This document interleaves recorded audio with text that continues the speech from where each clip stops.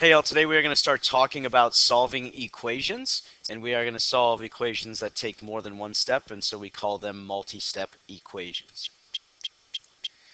So equations are not like expressions in the way that they have an equal sign. That's what makes something an equation. It's saying that two things are equal. So in this equation, we are saying that the terms on the left side are equal to the terms on the right side. They don't look the same, but what we're going to try to find is what is the value for n, what can we replace n with on both sides that would make both sides the same value. And so we are going to solve this equation. Remember, we cannot solve an expression, but we certainly can solve an equation. We can use some steps to figure out what n is.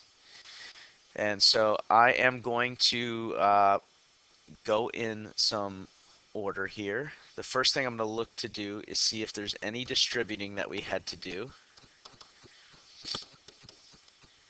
We're looking for parentheses with a number outside.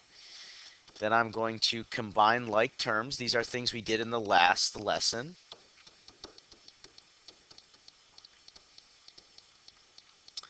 And then once I do that, I am going to move all the terms with a variable to one side of the equal sign and all the terms that are constants to the other side of the equal sign. So right now I don't have any parentheses, I don't have any distributing to do. When I'm combining like terms, they need to be on the same side of the equal sign. So I look at the left side of this equation, there are no like terms. I look at the right side, there are no like terms either.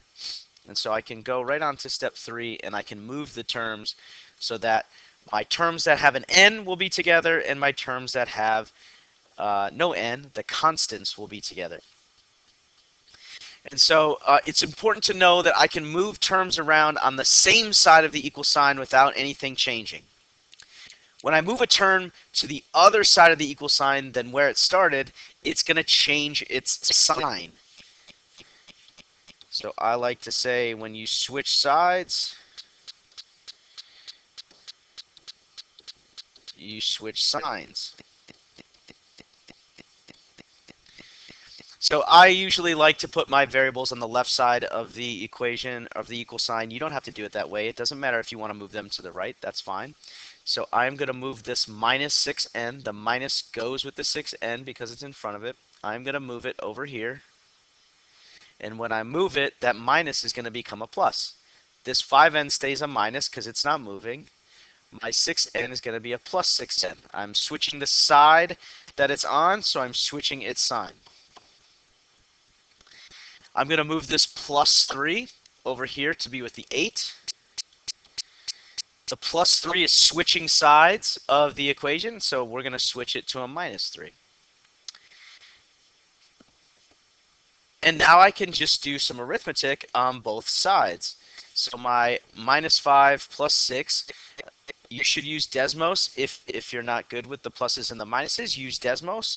The other day I told you not to use the calculator, but now I want you to use the calculator. So minus 5 plus 6 is positive 1. We typically don't write positive 1. We're just going to write it as n. And then I can do 8 minus 3 and get 5. And now I have solved the equation. In order to make this left side equal to this right side, n has to be 5.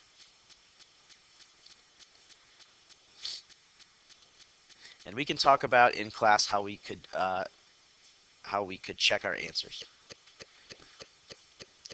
So I'm going to solve each of these the same way. I'm going to look first for distributing, second for combining like terms, third I'm going to move things to be together. So for these two problems specifically, I chose to not have any distributing and not to have any like terms. So right now we're just going to practice moving the things to the same side as each other and then simplifying. So I'm going to move 2n to the left. Right now it's positive because there's nothing in front of it. And so I'm going to have n. And since 2n was positive, it's going to be minus 2n. I'm going to move the minus 7 over here. This 14 is negative. And that minus 7 is switching sides, so it's going to switch its sign and become positive 7. And so now I can just do some combining. So I'm going to do 1n, there's a 1 in front of there if we don't see anything. 1 minus 2, use your calculator if you need it. You get minus 1n. Negative 14 plus 7, use your calculator if you need it. You get negative 7. So we didn't show this on the last one because we didn't need to, but I don't want to know what minus n is equal to. I want to be able to get rid of that. And so if there's a number in front of my variable, it means it's multiplied. So we are going to do the opposite, and we are going to divide by negative 1. Negative 1 divided by negative 1 is positive 1. At negative 7 divided by negative 1, use your calculator if you need it, is positive 7. I didn't really need to write the plus.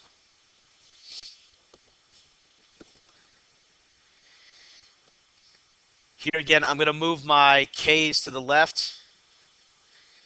Positive k, when I move it over here, becomes minus k.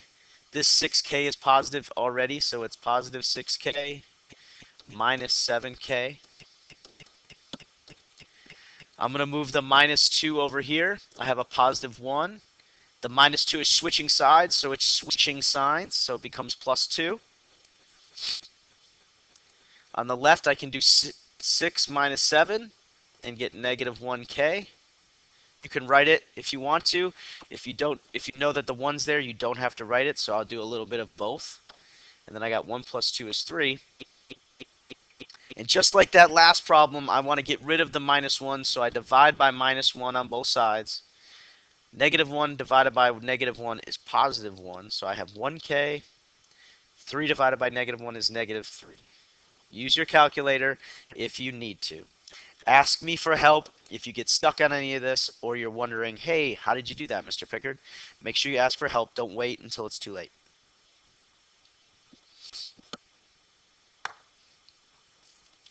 So now I have a couple where you're going to have to do an extra step. And so our first step is always to distribute. And so I look and I see on this left problem, I have some distribution on this side because I have a negative 5 next to the parentheses. So I'm just going to multiply negative 5 by both of those terms inside. So I get negative 5 times negative 5r is 25r. And negative 5 times positive 6 is negative 30. The left side didn't change, so I'm just going to rewrite it. And it's a really good idea when you're doing algebra like this that you go down, don't go across. And so now I want you to pause and I want you to try and solve this on your own. So please pause the video and then solve this on your own. Then press play and check my work. So hopefully you got 2. Check to see the work I've done. If you have a question on how I did anything here, if you got something different, please make sure you raise your hand and ask me, and I will work with you on that, making sure we fix any mistake that might have happened. It's a good idea to make sure you're showing your work like I am so that we can find the mistake and where it happened, because it might just be something little. On this right one, there's no distributing. We don't have any parentheses, but we do on the right side here have a negative 5p and a negative 8p. They're on the same side of the equal sign, so we can combine them. I can combine negative 5p and negative 8p and get negative 13p. And that minus 6 didn't change, and the left side didn't change. Just like we did when we had expressions and we had terms with the same variable, we can combine them. We don't need to switch anything because they're on the same side. We're only switching if we switch sides. So again, I want you to pause the video here, and I want you to complete solving this equation for p.